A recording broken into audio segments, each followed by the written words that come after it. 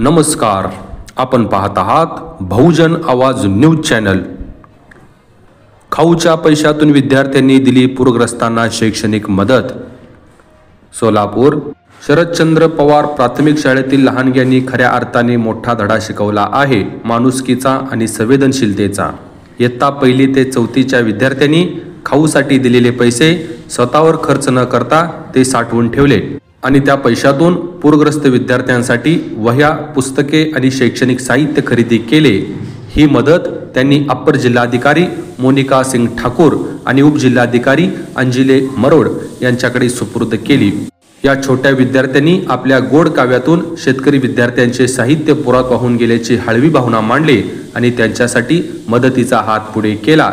या उपक्रमावेळी मुख्याध्यापिका सुनीता निकम, सहशिक्षिका राजश्री गायकवाड तसेच आता दीपभाऊ सामाजिक संस्थेचे संचालक जय गायकवाड उपस्थित होते। खाऊच्या पैशातून मदतीचा खरा खजिना उभारणाऱ्या या चिमुकल्यांचे सर्वत्र कौतुक होत आहे।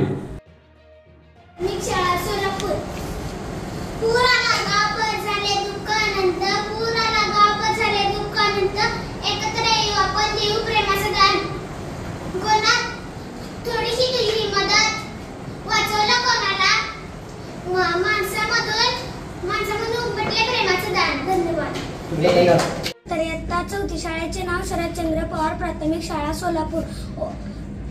ओला झाला संसार वाहून गेलं घर, ओला झाला संसार वाहून गेलं घर, पण मनात आहे आशा उभा राहील धरतीवर, पण मनात आहे आशा उभा राहील धरतीवर। चला करू मदतीचा हात देव प्रेमाचं नातं, चला करू मदतीचा हात देव प्रेमाचं नातं, पूरग्रस्तांना आधार देणं हेच आमचं कर्तव्य पवित्र। धैर्य पुराण घेतलं घर, पण आम्ही घेतलं धैर्य। आपण साऱ्यात त्यांना देऊ आशिष वैभव सुंदर, आपण साऱ्यात त्यांना देऊ आशिष वैभव सुंदर।